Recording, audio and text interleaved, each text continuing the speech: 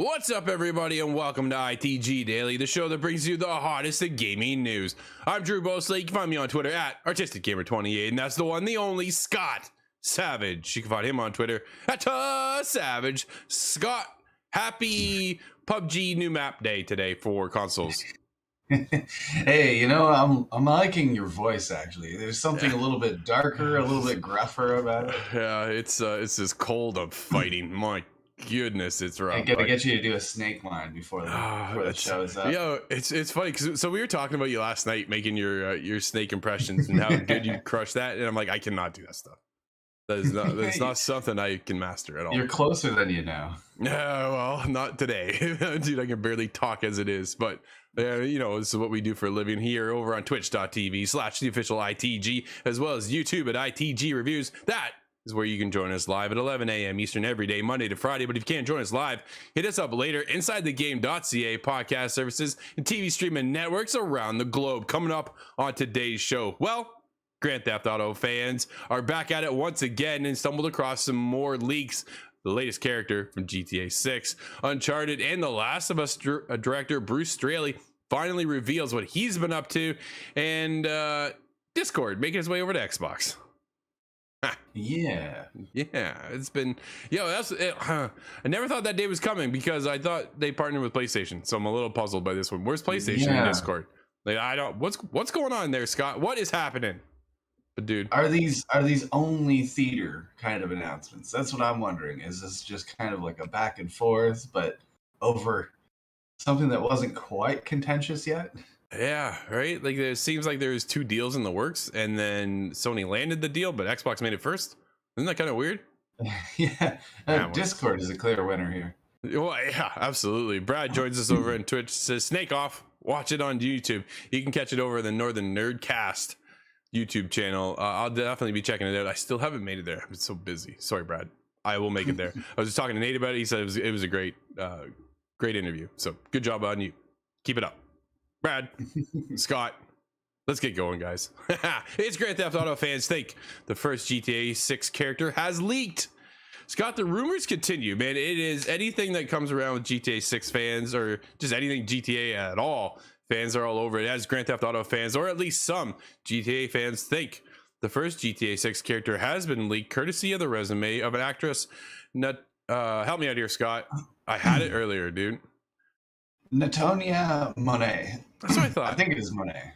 I had the last one. It was the first one. I was kind of thrown off a bit, but Grand Theft Auto fans continue to grow more and more desperate for information. Don't we all at this point? As this happens, more and more rumors, quote, leaks, and speculations about the game run amok, which brings us to the latest speculation.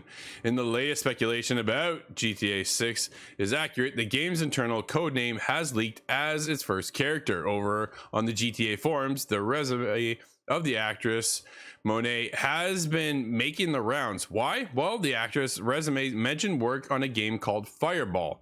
In this mystery project, the actress plays a character as Tamara, where the GTA 6 connection is, well, it's as users GTA forums have pointed out, the character is represented by an agency that works with Rockstar Games on its games. Of course, this is a very loose connection.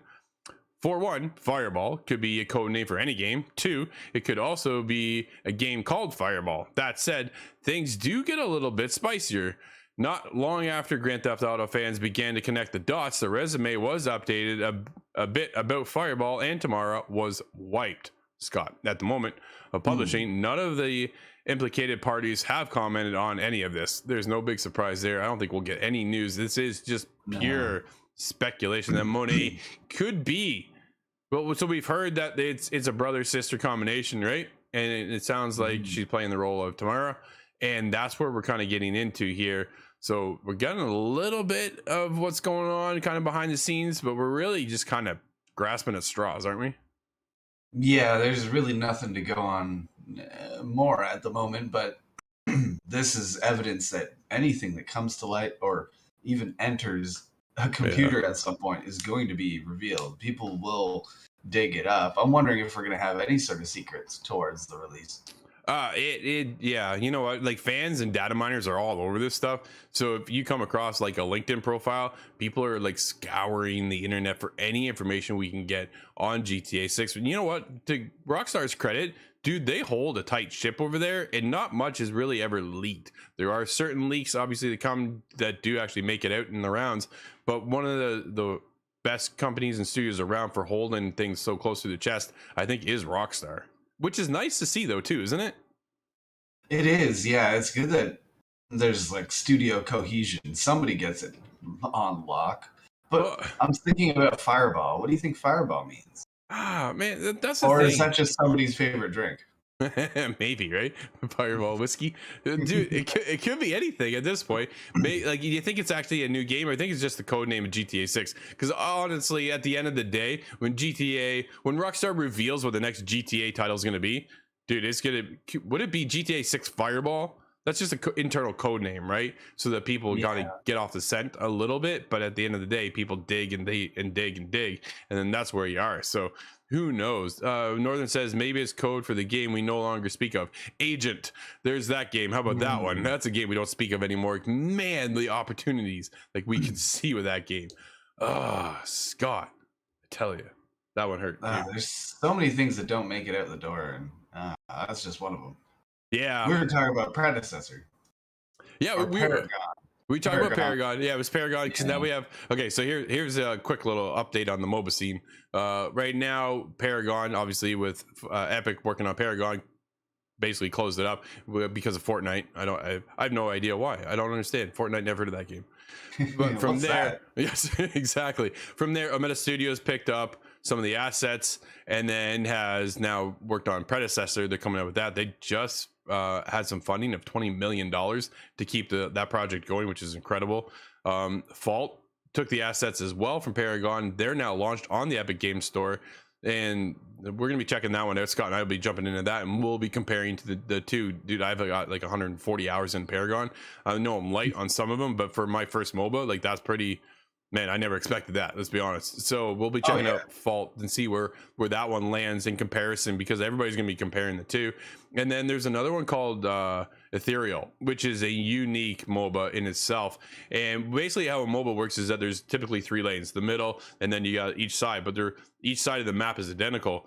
What Ethereal does differently is it jumps in elevation, so there'll be your 3 lanes are actually in different planes. So I think That's cool. it is cool. So I'm definitely keeping my eye on that one. So yeah, the MOBA scene, I'm definitely I've never been a huge League of Legends guy or a Dota guy, mostly from the top down view and the control scheme. Where this new MOBA coming out now with Predecessor and Fault, and because of Paragon, honestly, has changed and shifted everything down to that third person perspective. And dude, I'm so in. So yeah, That's how I like it much more personally. If you me play League too. of Legends with a controller from over the shoulder camera, it would have Yeah. been an entirely different game, but I would have loved it. Yeah, exactly. But yeah, so there's your hot minute update on the MOBA scene. Scott, let's get into what Bruce Straley's been up to. Uncharted, The Last of Us director opens new studio, Wildflower Interactive. The studio is currently embracing remote working culture. This comes from George Yang over at IGN, former Uncharted 4 and The Last of Us director Bruce Straley has opened up a new studio called Wildflower Interactive. The studio is made up of developers who've worked on games such as Call of Duty, Abzu, Kena, Bridge of Spirits, what a fantastic game that is, and Astroneer. Quote, in 2017, I left the industry not sure if I wanted to make games anymore, end quote, says Straley. Yikes, dude, he made some incredible games. But the longer I was away, I kept thinking about this medium and everything yet to be done and everything I wanted to do still. And this idea kept following me. So I grabbed some friends and started prototyping, end quote. Scott, any idea of what you think we'll be getting into? You think we'll be kind of down that same vein, third person perspective, action adventure? Well, it makes sense because this is Bruce has thought more and more about the space and the medium, and if that's his experience, then that's probably what he's thinking of when he says things like what has yet to be done. Man, that's interesting because I'm excited. You can't stay away from what really guides you. It's true, honestly. Like, Tried to leave and then that didn't work so well. No, it kept pulling him back, right? When he left Naughty Dog, a lot of people were like, holy crap, where's he going? What's he gonna do? And sometimes you just need a break to kind of recharge or re-energize. And I think that's where Bruce found himself now, is kind of re-energized with this new light and perspective, and open up a new studio. And that kind of changes things too, right? Changes the dynamic of being versus a partner or just at a bigger studio like Naughty Dog. Now he's gone for a much smaller studio and all remote working. Scott, the landscape has changed for video games, hasn't it? Oh, it certainly has. And it's changed just for about everybody across the planet now. This remote working is interesting, but I think it's going to be the next kind of norm. It's already been set. So that's good that everybody can be comfortable, including Bruce, and is able to create something more. I guess what it is when you're an artist in whatever capacity, it's hard to mute that. It's a creative urge that you feel inside. Just from my own perspective, to be honest, I'll take a bit of a break and then there's something that kind of pops. I'm like, ooh, man, time to do this kind of thing. And maybe that's where Bruce kind of fell in line as well. I don't know, but that's just my own perspective as an artist. But according to Wildflower Interactive's website, the studio is aiming to create smallish, creative charged, and uniquely stylized games. While the studio didn't reveal any other information about any projects, is currently embracing remote work, which is pretty cool. So that's exciting, man. They got let's see, what are they hiring? They're hiring for roles such as COO, audio designer, character designer, and environmental artist as well. So there's a couple. If you're in the gaming space and you're looking for somewhere, man, check out Wildflower. It might be a good opportunity to get into the space. And and you don't have to relocate. Well, that's the other, man, what a bonus nowadays. The AAA studios all compiled together. They typically make you now go, like, you're getting back into what we used to know as the norm, I guess, where everybody goes to studio space like Ubisoft. Everybody goes to Ubisoft Toronto or Ubisoft Montreal. And then there is a bit of, I think, leeway with part working from home. But now when you take a look at indies, like everybody as an indie, like, man, you can be halfway around the world and it doesn't really matter, right? As long as you get your job done and then you connect with the other person. Dude, it's not that different than how we create this show, to be honest. Yeah. It's just a whole change of era now. We're in the information age, and this is just how it's done. I like it. Honestly, it's creating more opportunities, I think. I don't mind it. I do like rolling up at your place with the green screen, though. Dude, I do miss that. You know, we got a couple things that might be leading us back into that space, and it's pretty exciting. We'll see what happens. I'll keep everybody informed. But man, if this works. If our intros get absolutely ridiculous, you know we have returned to the green screen. Yeah, as of next week too, just a quick heads up, Inside the Game is actually changing a little bit. You can catch our full show over on insidethegame.ca. This is our weekly show where we review games, and we're kind of going a bit smaller and focusing on just the reviews right now. And making sure we are able to cover as many games and review them as quickly as possible for everybody, and cut out some of the other aspects of the show. So it'll be a lot quicker, a lot smaller, a lot tighter niche too, I think, which is going to be cool. I know we're pretty pumped about it. So we'll see what happens there. And if you got any feedback, definitely hit us up over on Twitter at the official ITG. Let us know what you think of episode 176. It'll be out Monday, Tuesday next week. So keep that in mind. But Scott, let's get into what's going on in the world of Xbox and Discord, because connect your worlds. Discord voice chat comes to Xbox consoles for Xbox insiders. This comes from Eric. He's the principal program manager, player experiences and platforms at Xbox. Man, like these people need longer titles. Yeah, these Xbox titles are really impressive. Oh man. Well, it's Phil Spencer, the ultimate supreme leader of gaming. You're right. All your friends and communities in one place. Get ready to connect with your Discord friends and communities on Xbox. Discord voice chat is coming to your Xbox Series X and S and Xbox One consoles. You will be able to chat with anyone on Discord via voice channels or group calls directly from your console, making it easy to connect with your friends across mobile, Xbox, and PC. The update will start rolling out to Xbox insiders as of today and will be available soon for everyone. Scott, exciting changes right there. Dude, here's the biggest thing. So my brother, myself, and Kyle, we're playing Outriders, right? Mm-hmm. My brother's on PlayStation. I'm on Xbox. Kyle is on Xbox. And what we wanted to do was we hooked up. It has crossplay, so we are able to play together. Problem is, for some unknown reason, there is no voice chat. Oh, there's no game chat across Like just in general? Just in general, dude, they took it out. I don't What? know if there's a bug or a crash or what was going on, but they removed it. So what we did, we actually jumped into our Discord. The problem with doing that is because we're dealing with our phones, we're not hearing the gameplay then, and I am Mhm. very strong on listening to the game and the story and what's unfolding kind of thing, right? I really enjoy that part of video games. It kind of pulls me in. So now I've got my phone kind of laying on my chest as I'm laying down trying to play the game and listen to the game at the same time. Here, so this solves one issue, right? And it allows us to connect with our friends in Discord and on Xbox. Dude, when does PlayStation then connect their Discord and be able to everybody kind of meet in ITG and just talk with our game in the background? Like when, dude, like it seems like we're this close, Scott. Yeah. Oh, I'm wondering how that's supposed to work. Specifically, if I'm in an Xbox Live party, but I have a friend or two on Yeah, Discord, can I bring them into the Xbox Live party? I don't think so. Or am I stuck kind of flipping between channels? You're probably one or the other, right? Once your Discord That's what I'm account is thinking. linked to Xbox, you can hop in that channel you'd like to talk using Discord just as you normally would. On the Discord mobile app, you'll see a new option to join on Xbox. So I think they're kind of going away with the party chat system. So if you're all on Xbox and PlayStation, right, you kind of jump into a party. That's the way it goes. Or here, it sounds like here you're creating a Discord channel party in a sense, right? And meeting that Okay. way. So I yeah, suppose, yeah, everybody on the Xbox side could just flip over to Discord and join you as well. It would be similar to just using Discord on your PC. yeah. I'm curious to see how well it works. Right now it's rolling out to insiders. So if you want in now, I suggest you go and apply for the Xbox Insider. And if you just want to wait, let them test it, get all the bugs worked out, and then it'll be out later. But Scott, How long do you think it's going to be before Nintendo joins Discord? oh man, let's They need their own voice chat system. they need do. a whole new online system. And yeah, don't get me started. Yeah, I'm not very happy about the Nintendo system right now. Not at all. No. Unfortunately, I feel they're falling way behind. But that's up for a whole other discussion.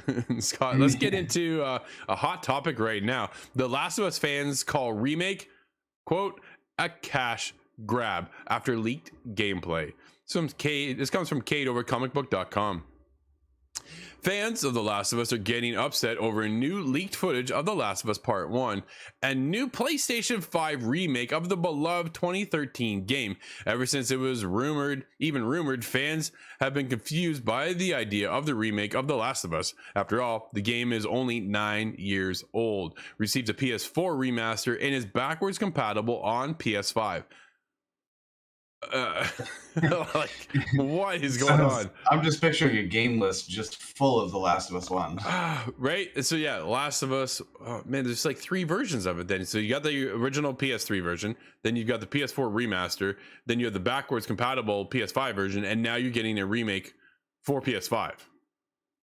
Like, does that make any sense at all? So if you take a look at the clip, this was posted on Twitter.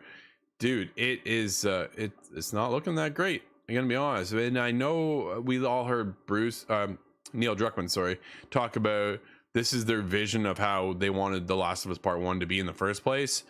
But man, the combat looks a little rough with the board kind of breaking off, and he's like pointing like I don't know. We'll see how it goes. We'll be reviewing it. I'll be telling you that right now. We'll be getting review copies probably, and we'll have our input for you, and you can base it off of that. Because, dude, this is coming at a full price of $70. This is a brand new game, no multiplayer included either, right? It is just a single player game only. Oh, just imagine when the multiplayer for number 2 comes out and they repackage it again. Oh, that's yeah. I've seen some comparisons though. They're less than impressive. Kind of character models from the original and then character models from this new remaster, and it's not an improvement in some cases. It's unfortunate because man, I just don't think it's necessary. They could have put the resources into the Last of Us Part 2 multiplayer maybe, and we could have had that sooner instead of waiting until 2023 to see anything on that at all. It's been so long since The Last of Us Part 2 was released that we have nothing else. Like, where's story content DLC for that? That must have been 2020. It's possible even 2019 because I'm trying to remember back to when those spoilers came out, and I was trying to get you to oh stay man, off the internet. yeah. So it was 2 years ago. They came out on June 19th, 2020, Oh, okay. and like I don't know, man. Like The Last of Us Part One released, then we got DLC for that, which was awesome, and then Part Two comes out, which was my game of the year. It was an incredible experience, and it's been 2 years of nothing, and instead we're getting a remake now of the first one. Now it's here's the biggest thing too is that a lot of us have already played this. There's a select few who haven't, so they're probably now going to probably experience the better version of the game, right? Which is good for them. But at the same time, dude, I don't typically go back to games I've already beaten. I move on to what's coming next to keep me involved. But it also keeps us up on everything, all the content we cover for the show.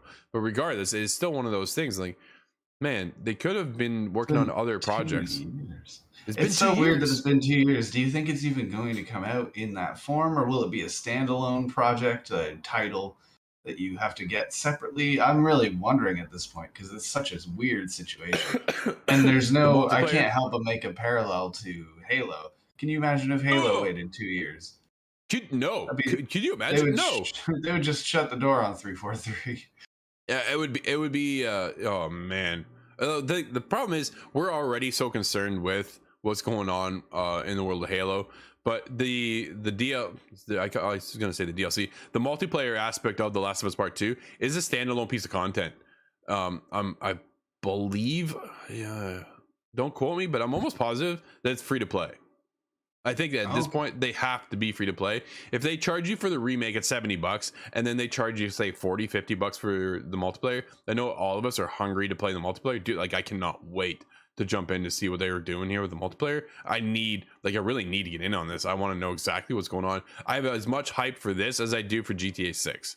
Like it's that kind of holy crap. I cannot wait. But it's at the same time, you better not charge for it. At this day and age of multiplayer games that are all free to play and good and solid, right? Like you got Call of Duty Warzone, you've got Fortnite, you got some of the biggest titles out there that are free to play. So what are they doing that's going to keep us involved now with The Last of Us Part 2? What's our challenge is going to be like? Like there's just so many aspects to what's going on, and there's just, oh dude, I can't. I'm so excited, but we don't know anything, right? But is this even needed, Scott? Like it's been 9 years since we've seen a remaster of the PS4 version. You can still play it, which looks great on PS5 if you want to download it and play it that way. But now we're getting it's like the remaster. Yeah, no, there's only a few games that have gotten away with that. Namely Skyrim, namely Grand Theft Auto 5. They'll probably repackage that one again before the next console age, but I don't know if every game deserves it. The Last of Us is certainly a path forger of their own, so perhaps. I have not played it. Well, the biggest thing for me is I'm curious to see what review scores are going to come out and be like, right? Like when we take a look at it, we're going to go in already knowing the story beats, right? It's all about that first impression, that wow factor, and coming in with The Last of Us Part 1, dude, I played it. I know all the story beats, right? Like I know exactly what's going to happen, when it's going to happen, and I followed that series, moved into 2, and everything's there, and you're going to be comparing the two. How does the gameplay mechanic now feel to 2? Does it feel just as good? Did they up it? Did they make it worse? There's so many comparables, and where's the score gonna line up overall, like as across the board of media? Because everybody in the media has probably played this game, so it's not gonna have that same impact of the timepiece that it was so many years ago. But Scott, just like that, dude, we have a couple games out today. What is it? What do we have? We have Bright Memory Infinite making its console debut. That is on PlayStation 5, Xbox Series consoles, and the Switch. That one surprised me, actually. Yeah, make sure you check out our review over on ITG Reviews. Nate and I reviewed that. That is live right now. Nate and I had reviewed it on PC, so I'm curious to see what the differences are there, how he felt about it. Yep. We also have Koromon, and that is on Switch, and I'm not sure if that's a Digimon. I have no idea. I don't think so. But what I do know is that's the end of the show, everybody. Thank you so much for hanging out with us. This has been ITG Daily, the show that brings you the hottest in gaming news.